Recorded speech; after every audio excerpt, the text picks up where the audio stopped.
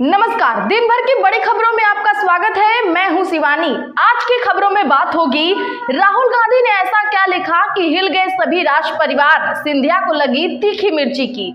वहीं वक्फ जेपीसी अध्यक्ष का एक तरफा फैसला, सदस्यों ने बोला हल्ला बोल की, और जीतते ही अडानी को देंगे बड़ा झटका, उद्धव ठाकरे की बड़ी घोषणा की। इधर तेजस्वी के पोस्टर देख हड़बड़ा गए मोदी और नीतीश की। वहीं योगी सरकार को सुप्रीम कोर्ट से फिर लगेगा बड़ा झटका की। इसी के साथ आज दिन भर की सभी बड़ी और प्रमुख खबरों को जानेंगे विस्तार से। उससे पहले एक नजर सुर्खियों पर। जम्मू कश्मीर विधानसभा में 370 पर विधायकों के बीच हुई मारपीट, भाजपा के 3 विधायक घायल, मार्शलों ने बाहर निकाला। स्पीकर बोले ये कोई मछली मंडी नहीं है। वक्फ जेपीसी चेयरमैन जगदंबिका पाल कर्नाटक में किसानों से मिले, बोले वक्फ बोर्ड किसानों की जमीन और ऐतिहासिक स्मारक पर दावा कर रहा, जांच करेंगे। राहुल गांधी ने लेख में ऐसा क्या लिखा जो भड़क गए शाही परिवार, ज्योतिरादित्य सिंधिया और दिया कुमारी ने घेरा।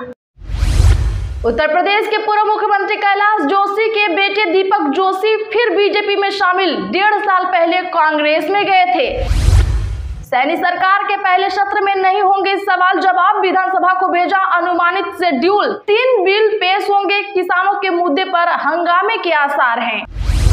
आरजेडी की पोस्टर में तेजस्वी को बताया नियुक्ति मैन, बीजेपी बोली लिखवा लेने से नहीं हो जाता, परिवार की ही नियुक्ति करने में लालू परिवार तो आगे ही हैं। रद्द कर दूंगा अडानी का प्रोजेक्ट, घोषणा पत्र में उद्धव ठाकरे का बड़ा वादा, एमओयू टूटने पर भी ली चुटकी। कांग्रेस से नाराज रघुवीर माने, बोले गहलोत डोटासरा का आया था फोन, दोनों ने कहा नाम आपका था, टिकट पर फैसला हाईकमान का, चंदाना ने संगलूबर जीत का दिलाया भरोसा। लाडली बहना अच्छी योजना थी तो शिवराज को क्यों हटाया, सचिन पायलट बोले बीजेपी लोगों को राशन दे तो अन्नदाता, कांग्रेस गरीब की मदद करे तो रेवड़ी। मुरादाबाद में हाजी रिजवान की पुलिस से गर्मा गर्मी, सपा प्रत्याशी बोले मुझे जेल में डाल दो, रामवीर को विधायक का सर्टिफिकेट दे दो। केंद्र ने पराली जलाने पर जुर्माना 2 गुना किया, 30,000 रुपए देना होगा अब जुर्माना, सुप्रीम कोर्ट के निर्देश के बाद सरकार ने बढ़ाया जुर्माना। सुप्रिया सुले बोली पवार साहब राजनीति से कभी संन्यास नहीं लेंगे, वे खाते सोते सांस लेते समय भी पॉलिटिक्स करते हैं, अजीत से हाथ नहीं मिलाएंगे। सुप्रीम कोर्ट में क्या टिक पाएगी यूपी सरकार की नियमावली, डीजीपी की तैनाती पर फंस सकता है पेच, ऐसी नियुक्ति को निष्पक्ष नहीं माना गया। महाराष्ट्र में विपक्ष महिलाओं को दे रहा धोखा, एमओयू के वादे पर बरसे डिप्टी सीएम अजीत पवार। सलमान खान के बाद अब शाहरुख खान को मिली जान से मारने की धमकी, आरोपी हुआ गिरफ्तार। उनकी अज्ञानता का प्रदर्शन, राहुल गांधी के आर्टिकल पर उबला राज परिवारों का खून, जमकर सुनाई खरी खोटी। सरकारी कर्मचारियों पर मनी लॉन्ड्रिंग केस के लिए मंजूरी जरूरी, सुप्रीम कोर्ट बोला ये प्रावधान ईमानदार और निष्ठावान अधिकारियों की रक्षा के लिए है। झारखंड की जामा और जामताड़ा सीटें बनी नाक की लड़ाई, दोनों जगहों से सीता सोरेन का सीधा संबंध है। ट्रंप सरकार में भारतवंशी काश पटेल बन सकते हैं CIA चीफ, ट्रंप के वफादारों में होती है इनकी गिनती, विवेक रामास्वामी को भी मिल सकती है जगह। छठ पूजा के तीसरे दिन डूबते सूर्य को अर्घ्य, गंगा घाटों पर श्रद्धालुओं की भारी भीड़, नीतीश के साथ स्टीमर से छठ घाट को देखने निकले नड्डा। जम्मू कश्मीर विधानसभा में 370 पर विधायकों के बीच जमकर हुई मारपीट, स्पीकर बोले ये कोई मछली मंडी नहीं। दरअसल बता दें कि जम्मू कश्मीर विधानसभा सत्र के दौरान आज विधायकों के बीच जमकर हाथापाई हुई। सत्ता पक्ष और विपक्षी भाजपा के विधायकों ने एक दूसरे की कॉलर पकड़ी और धक्का मुक्की की। सदन में हंगामे के चलते पहले विधानसभा की कार्यवाही 20 मिनट फिर कल तक के लिए स्थगित कर दी गई। दरअसल लेगेंट से विधायक खुर्शीद अहमद शेख ने सदन में आर्टिकल 370 की वापसी का बैनर लगाया। बैनर पर लिखा था हम अनुच्छेद 370 और 35A की बहाली और सभी राजनीतिक कैदियों की रिहाई चाहते हैं। भाजपा विधायक और विपक्ष के नेता सुनील शर्मा ने इसका विरोध किया, विपक्षी सदस्य नारेबाजी करने लगे। भाजपा विधायकों के विरोध का सिलसिला यही नहीं थमा, वे सदन से वेल में होते हुए खुर्शीद अहमद शेख के पास पहुंचे और उनके हाथ से बैनर छीन लिया। वक्फ जेपीसी चेयरमैन जगदम्बिका पाल कर्नाटक में किसानों से मिले, विपक्षियों ने खोला मोर्चा। जी हां, वक्फ संशोधन बिल को लेकर बनाई गई ज्वाइंट पार्लियामेंट्री कमेटी यानी जेपीसी के अध्यक्ष और भाजपा सांसद जगदम्बिका पाल आज कर्नाटक पहुंचे। उन्होंने हुबली और विजयपुर में वक्फ के खिलाफ प्रदर्शन कर रहे किसानों से मुलाकात की। जगदम्बिका पाल ने कहा कि उत्तरी कर्नाटक के किसानों ने एक ज्ञापन सौंपा है। उनका कहना है कि वक्फ बोर्ड उनकी जमीन पर दावा कर रहा है। मैंने पूछा है कि क्या उनके पास जमीन का मालिकाना हक है। उनका कहना है कि वे 50-70 साल से अधिक समय से वहां रह रहे हैं। जगदम्बिका पाल के अकेले कर्नाटक दौरा करने पर जेपीसी में शामिल विपक्षी सांसदों ने नाराजगी जताई है। उन्होंने कहा कि पाल का अकेले जाना सही नहीं है, यह एक तरफा फैसला है, यह प्रोटोकॉल के खिलाफ है, इसे समिति ने मंजूरी नहीं दी है, ये चेयरमैन का पर्सनल फैसला है। दरअसल भाजपा सांसद तेजस्वी सूर्या ने 5 नवंबर को एक्स पर लिखा, जेपीसी के चेयरमैन से मेरी अपील पर हुबली और विजयपुरा जाएंगे। राहुल गांधी ने लेख में ऐसा क्या लिखा जो भड़क गए शाही परिवार, ज्योतिरादित्य सिंधिया और दिया कुमारी ने घेरा। दरअसल बता दें कि राहुल गांधी ने एक लेख लिखा कि ईस्ट इंडिया कंपनी ने भारत को चुप करा दिया था। यह अपने व्यापारिक कौशल से नहीं बल्कि अपने दबदबे से चुप कराया गया था। कंपनी ने हमारे अधिक लचीले महाराजाओं और नवाबों के साथ साझेदारी करके रिश्वत देकर और धमकाकर भारत का गला घोटा। इसने हमारी बैंकिंग, नौकरशाही और सूचना नेटवर्क को नियंत्रित किया। हमने अपनी आजादी किसी अन्य राष्ट्र से नहीं खोई, हमने इसे एक एकाधिकारवादी नियम से खो दिया जिसने एक जबरदस्ती तंत्र चलाया। अब राहुल गांधी के इस बयान से दिया कुमारी भड़क गई। दिया कुमारी ने लिखा कि मैं संपादकीय में राहुल गांधी की ओर से भारत के पूर्वशाही परिवारों को बदनाम करने के प्रयास की कड़ी निंदा करती हूँ। उन्होंने आगे कहा कि एकजुट भारत का सपना भारत के पूर्वशाही परिवारों के अत्यधिक बलिदान के कारण ही संभव हो सका।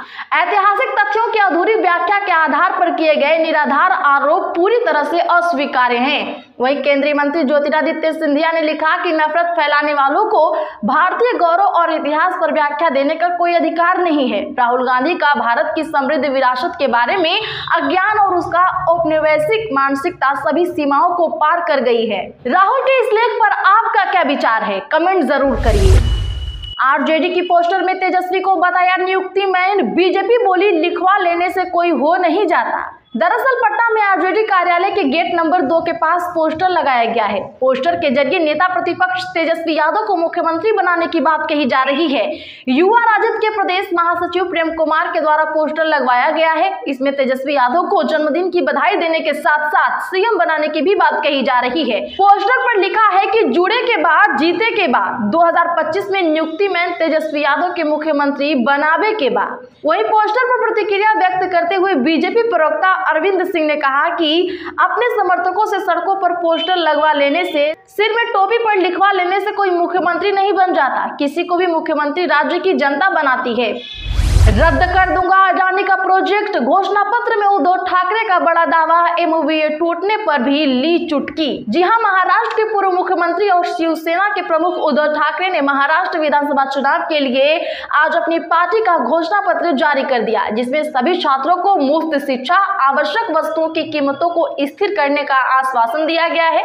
इसके साथ ही ठाकरे ने अपने घोषणा पत्र में अडानी समूह को दिए गए धारावी पुनर्विकास परियोजना को भी रद्द करने का वादा कर दिया गया है। धारावी पुनर्विकास परियोजना के बारे में पूर्व मुख्यमंत्री ने कहा, इसे रद्द किया जाएगा क्योंकि इसका बुरा प्रभाव मुंबई पर होगा। उन्होंने कहा कि तेजी से हो रहे शहरीकरण को ध्यान में रखते हुए महाराष्ट्र और मुंबई में भी आवास नीति होगी। ठाकरे ने कहा कि अगर एमओयू सत्ता में आता है तो वह कोलीवाड़ा और गौठानों के क्लस्टर विकास को रोक देगा और यह निवासियों को विश्वास में लेने के बाद किया जाएगा। मुरादाबाद में हाजी रिजवान की पुलिस से गर्मागर्मी, सपा प्रत्याशी बोले मुझे जेल में डाल दो। जी हां, बता दें कि यूपी उपचुनाव की सरगर्मी बढ़ती ही जा रही है। आज मुरादाबाद में सपा के प्रत्याशी हाजी रिजवान और पुलिस के बीच नोकझोंक हुई। हाजी रिजवान ने पुलिस से कहा, मुझे जेल में डाल दो, आप बगैर चुनाव के ही रामवीर को जीत का सर्टिफिकेट दे दो। साथ ही भाजपा के बटेंगे तो कटेंगे नारे पर भी वार पलटवार जारी है। पीलीभीत में यूपी सरकार के कैबिनेट मंत्री संजय निषाद ने कहा कि विपक्ष ने हमेशा बांटने का काम किया है, हम तो अपने लोगों को समझाते हैं कि बटेंगे तो अधिकारों से छटेंगे। सपा कार्यालय के बाहर एक पोस्टर भी लगाया गया जिसमें कांग्रेस नेता राहुल गांधी व सपा अध्यक्ष अखिलेश यादव की तस्वीर लगाई गई है। पोस्टर में कहा गया है कि अगर बटेंगे तो एक सिलेंडर 1200 रुपए में मिलेगा और एक रहेंगे तो 400 रुपए में मिलेगा। यह पोस्टर कांग्रेस नेता अजित कुमार मौर्य की तरफ से लगाया गया है। ट्रंप के आने से हमें ज्यादा खुश होने की जरूरत नहीं, जल्द दे सकते हैं भारत को झटका, पाकिस्तान के लिए अच्छा या बुरा। जी हां, अमेरिका को आखिरकार अपना नया राष्ट्रपति मिल ही गया। डोनाल्ड ट्रंप एक बार फिर दुनिया की सबसे बड़ी महाशक्ति की बागडोर संभालेंगे। ट्रंप और भारतीय प्रधानमंत्री नरेंद्र मोदी की दोस्ती भी जग जाहिर है।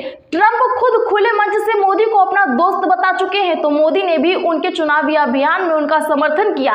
इसे देखते हुए ज्यादातर भारतीयों को यही लगता रहा होगा कि ट्रंप का आना हमारे लिए फायदे का सौदा है। अगर आप भी यही सोच रहे हैं तो जरा रुक जाइए।